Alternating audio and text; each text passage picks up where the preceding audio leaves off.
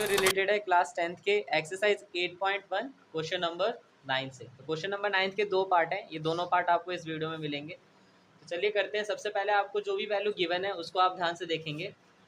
In right angle triangle A B C, right angle at B, if tan A is equals to 1/√3 then find the value of these two parts.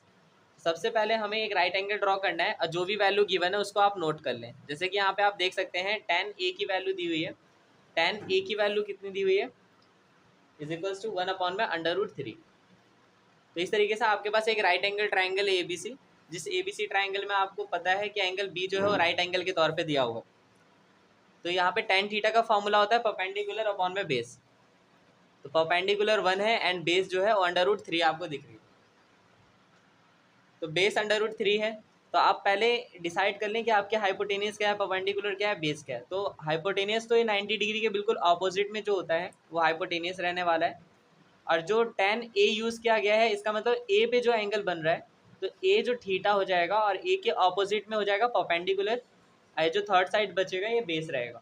तो इस तरीके से आपको सभी की values find कर लेनी है। परपेंडिकुलर जो है आपको दिया हुआ है 1 और जो बेस है वो √3 है, तो आपको हाइपोटेनियस फाइंड करना पड़ेगा। तो यहाँ पे आप पाइथागोरस थ्योरम यूज़ करेंगे, यूजिंग पाइथागोरस थ्योरम। तो पाइथागोरस थ्योरम के अकॉर्डिंग आपको हाइपोटेनियस का square is equals to perpendicular का स्क्वायर प्लस बेस का स्क्वायर का एंटिटी डालना पड़ेगा। तो हाइपोटेनियस तो आपको फाइंड करना है, इज इक्वल्स टू परपेंडिकुलर क्या है, तो परपेंडिकुलर 1 है तो 1 का स्क्वायर लिखेंगे, प्लस बेस है √3 तो इसलिए 3 का स्क्वायर लिख लेंगे आप। हाइपोटेनियस इज इक्वल्स टू ये स्क्वायर अगर आप इस तरफ से हटाते हैं तो इधर रूट चढ़ जाएगा। तो अगर आप इस तब के स्क्वायर को अगर हटा देते हैं, जैसे मैंने यहाँ से स्क्वायर इरेज कर दिया है, तो यहाँ पे अंडर चढ़ जाएगा। 1 का स्क्वायर 1 होता है और √3 का स्क्वायर करेंगे तो आपको 3 मिलेगा। इस तरीके से अंडर में 4 की वैल्यू आ जाएगी। तो 4 को अगर आप अंडर से निकालते हैं तो ये 2 बन जाएगा। तो इस तरीके से आपने हाइपोटेनियस 2 फाइंड कर लिया। अब आप जितने भी रेशियोज यहाँ पे क्वेश्चन में दिए हुए हैं सभी की वैल्यूज पुट कर लें। जैसे कि साइन ए बोला गया है, तो साइन ए का फॉर्मूला होता है परपेंडिकुलर अपॉन में हाइपोटेनियस। तो परपेंडिकुलर आपको पता है 1 है ना, हाइपोटेनियस कितना है 2। तो इस तरीके से 1/2 आपकी साइन ए की वैल्यू आ गई। इसी तरीके से आपको कॉस सी की वैल्यू फाइंड करने को बोला गया है।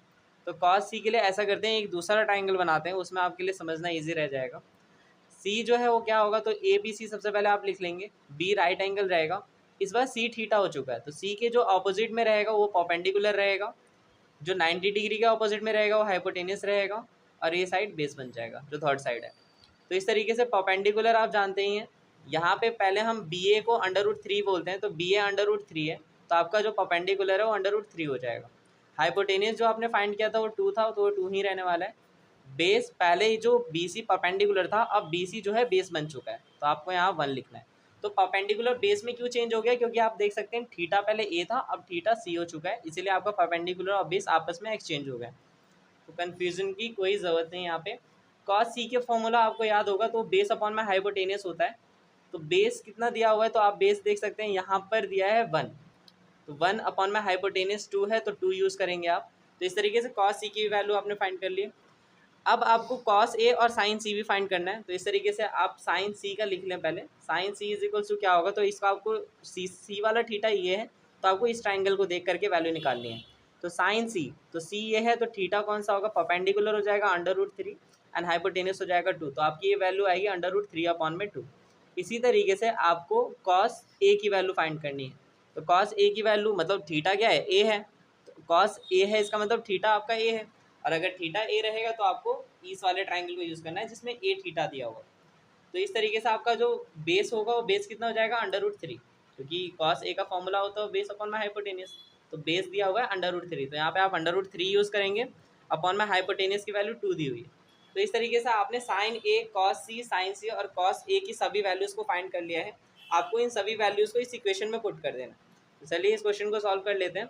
सबसे पहले दिया हुआ है साइन ए, तो sign A multiply cos C plus में कॉस ए मल्टीप्लाई साइन सी। अब सभी की वैल्यू पुट करेंगे एक एक करके। तो साइन ए की जो वैल्यू दी हुई है 1/2 है, तो 1/2 लिख लें आप, एंड मल्टीप्लाई कॉस सी की वैल्यू दी है 1/2, तो 1/2 लिख लें। बीच में प्लस है तो प्लस का साइन लगाएंगे। कॉस ए तो कॉस ए की वैल्यू हमने फाइंड किया √3/2, तो यहाँ √3/2 आप नोट कर लेंगे। देन मल्टीप्लाई इंटू का साइन लगा के आपको साइन सी की वैल्यू पुट करनी है। साइन सी जो है √3/2 है, इसको यहाँ पे आप लिख लेंगे। तो 1/2 एंड 1/2 आपस में इंटू होंगे। अगर इन दोनों को आप सॉल्व करते हैं तो आपको 1/4 मिलेगा। 1 1 सा 1 एंड 2 2 सा 4। बीच में प्लस का साइन है, यहाँ प्लस लिख लेंगे। √3 इंटू √3 जो है वो 3 हो जाएगा और 2 2 सा 4 हो जाएगा। तो ये आपको याद होगा, अगर √3 और √3 आपस में इंटू होंगे तो √3 का स्क्वायर हो जाएगा और स्क्वायर से रूट हट जाएगा तो आपको 3 की वैल्यू मिल जाएगी। तो इस तरीके से आपने √3 का √3 से मल्टीप्लाई किया तो आपको 3 मिल जाएगा। देन ये लाइक फ्रैक्शन है, दोनों के डिनोमिनेटर सेम है, तो दोनों डिनोमिनेटर सेम है तो एक जगह लिख लेंगे। ऊपर 1 + 3 बचेगा। देन 3 और 1 कितना होता है? 4 होगा। नीचे कितना है? 4। तो 4 से 4 कटेगा, आपको आंसर में 1 मिल जाएगा।